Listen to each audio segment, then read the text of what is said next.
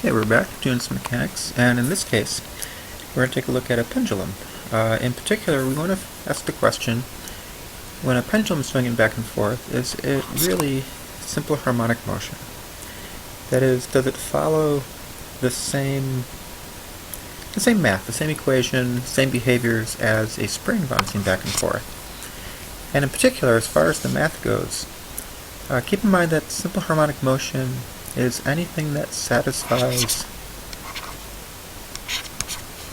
this sort of equation, where you have a second derivative, an acceleration, that's proportional to a constant, which we'll call omega squared. It's an angular frequency squared times that displacement. Okay, so as we've seen before with springs, anything that has this form, any equation that has this form, has a solution that's either sines or cosines. So we're going to take a look at it, and keep in mind that normally when you think about a pendulum, what we usually do in a physics class is we look at the fact that it's circular motion. Okay, so we can kind of generically say if you have centripetal force, mv squared over the radius of the circle, which is the length of the pendulum.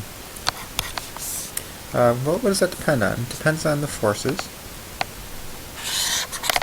And in our case, the only forces that you have acting on the pendulum would be tension in the string and gravity. Now in this case, gravity does two things. It's pulling on the string, but it's also pulling downhill, which is what causes the pendulum to move in the first place. So, knowing the angle with the vertical, we have mg cosine theta tugging on the string, so that's part of your centripetal force. Okay, and that's usually what we do, looking for the tension, looking for the speeds, using energy and things like that. What we usually and very often ignore is the other part of gravity, the downhill, mg sine theta. Okay, that's the one that causes tangential motion. That's what really makes the motion of the pendulum go, and that's what we're going to focus on to see if this motion is really simple harmonic. So if we do this, and just think of F equals ma, we'll have mass times the so-called tangential acceleration. Okay, and that's going to be proportional to this piece of gravity. Okay, now we can go ahead and right away we can eliminate the mass. That cancels out. And also what I'm going to do is I'm going to put a minus sign here. Okay, gravity's always pulling down, and if you kind of think about it, if you have displacement, in this case it's like a rotational motion, it's an angular displacement, theta increases, say, as you swing up on the right hand side, but the gravitational force is going down in the opposite direction. Okay, so in that respect it's kind of like a spring. If you displace it one way, gravity's going to try to bring it back to equilibrium, which is straight up and down. Okay, well, that's all fine and good, and we can see that it's a non-constant acceleration. But just like with springs, the question we want to ask is, well, what role does time play? Okay, what's this function? What's this theta function that can solve this equation? And it's probably best if we go ahead and think of it as rotational motion. Since theta is a rotational quantity, it's an angular displacement, let's get angular acceleration over on the left-hand side. Well,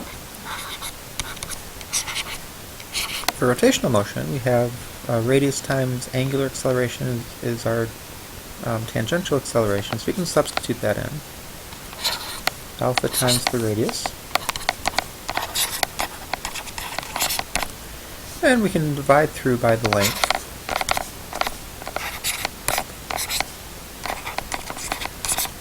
Okay, so it looks something like that.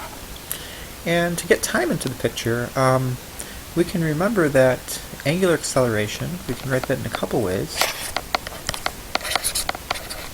It's the rate of change of your angular velocity, but at the same time, it's the second derivative of your angular displacement with respect to time.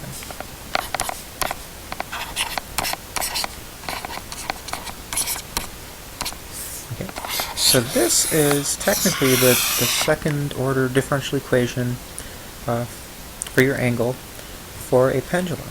It is real close to looking like simple harmonic motion.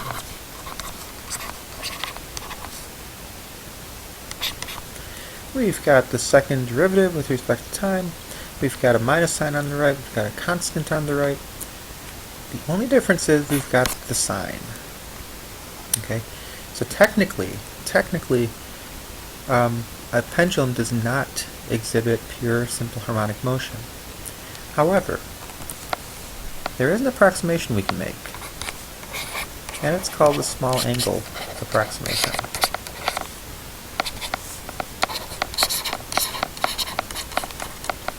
And what this says is that when you have a small angle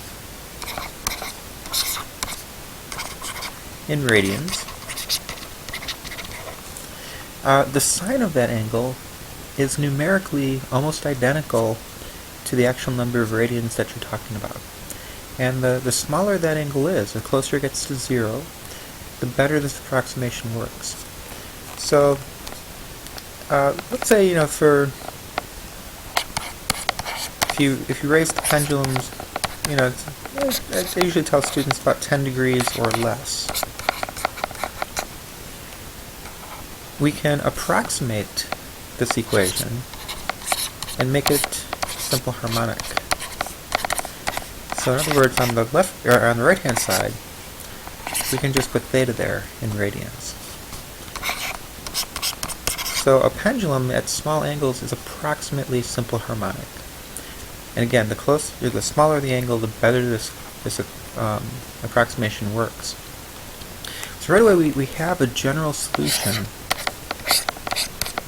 for our angle as a function of time. As we know from harmonic motion, sines and cosines are the solution. So we would have some maximum angle out front, in amplitude, times either the sine or cosine of omega t plus a phase angle. Okay. Now, looking at the equation for harmonic motion, the constant out here, let me change colors and emphasize it, is omega squared. So for a pendulum, the constant out front is g over L.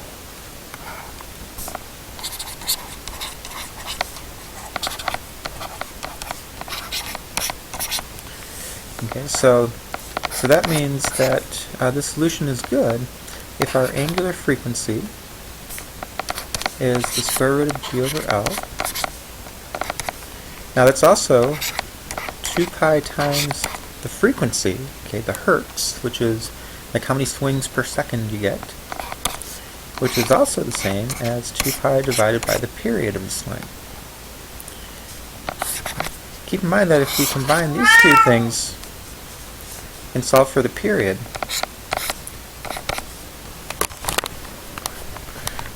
the period turns out to be kind of a famous expression, 2 pi times the square root of length over gravity. This is where it comes from. So keep in mind this is an approximation, technically. So your swing depends on how long it is. The longer you make your string or your pendulum, the longer it takes to swing back and forth. And if you were to say take it up to the moon, where the acceleration of gravity is smaller than the Earth, it'll take that much longer to swing. It's inversely related to gravity. So this is kind of where it's at. It's pretty close to simple harmonic motion. It gets better and better as you They have just small angles for the swing. And this is all caused by this tangential motion, that downhill part of gravity, which is making the pendulum go. So I hope this helps. It's kind of a neat little trick you can do with this small angle approximation, and you'll see that from time to time in different types of derivations and stuff in physics. So in the end, it all fits and works, and it looks a lot like a spring bouncing back and forth. So until next time, we'll see you later.